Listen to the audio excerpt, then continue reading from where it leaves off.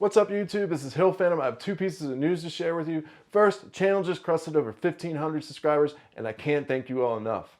Secondly, Jeff Bezos just sued NASA. I can't believe it. He just delayed Artemis. Let's go.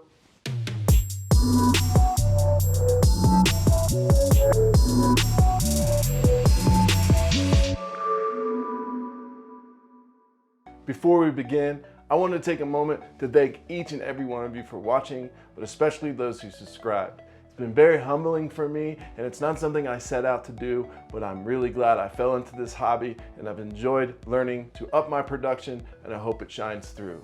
But most of all, I've enjoyed the conversations. I try to respond to all comments, and I can't thank you enough for the great outpouring of encouragement and positivity. I had no clue there was any type of social network that existed that had positive people. I really appreciate all the followship, and I hope you'll recommend the channel to others.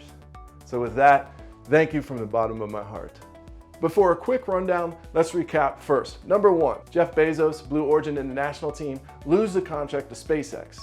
Now, if you're not familiar, again, Lunar Landing Contract was awarded to SpaceX back in April. Right after that, number two, hit on Bezos, he goes and complains to the Government Accountability Office. Him and the smaller Dianetics, which was also vying for the contract, went ahead and filed a complaint with the Government Accountability Office, which last month was recently shot down. Number three, he ran back to his home state senator, Maria Cantwell, who was presenting a bill to Congress.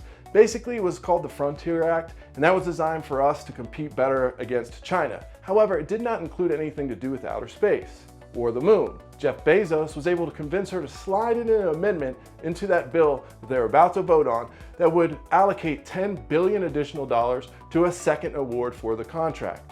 Prominent people like AOC as well as Bernie were really against this because they said, why are we giving this rich person all this money who hasn't even proven himself?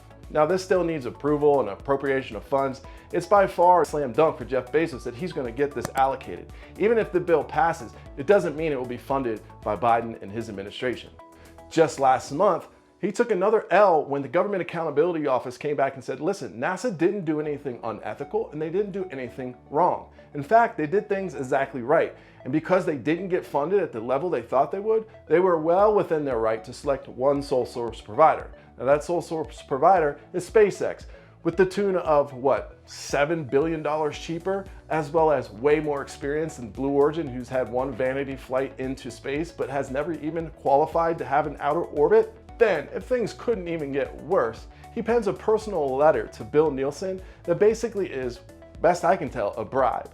He offers him $2 billion in credits, if you will. What I mean by that, he would develop and pursue a lunar lander on his own, with his own money, and he would dedicate $2 billion to that and not charge the United States $2 billion. So in effect, he wanted to pay Bill Nielsen to allow him to have the opportunity to go against SpaceX on a lunar lander. Recently, we've seen Blue Origin and Jeff Bezos create a huge smear campaign about SpaceX.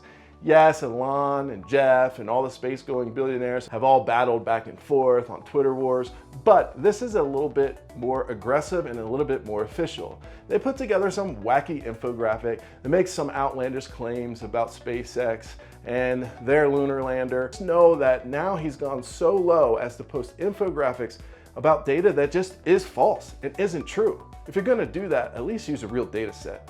And lastly, we see Blue Origin and Jeff Bezos make the coward move to sue NASA. And they really did so with the same argument that they just lost at the Government Accountability Office. They lost that argument already, but they have to clog it up in courts.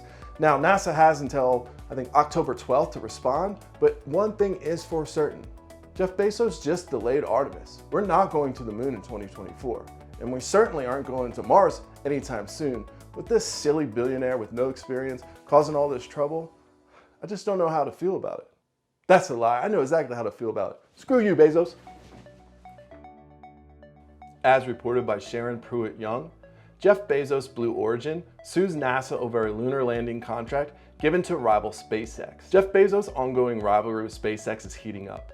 His aerospace company, Blue Origin, has filed a lawsuit against NASA after the agency awarded a highly coveted contract for the lunar lander to Elon Musk's SpaceX instead. Blue Origin's federal suit accuses NASA of having been unlawful and improper in its evaluation of proposals concerning its Human Landing System program, Space News reported. In April, NASA awarded a nearly $2.9 billion contract to SpaceX to collaborate with the agency to design and develop a lunar lander to carry astronauts to the moon, ensuring that SpaceX will likely play a big role in the first lunar landing with humans since 1972.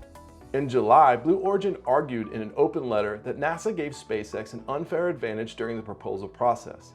Bezos' company also said by choosing only one company to receive the contract, the space agency made it possible for one firm possibility to have insurmountable leverage over NASA.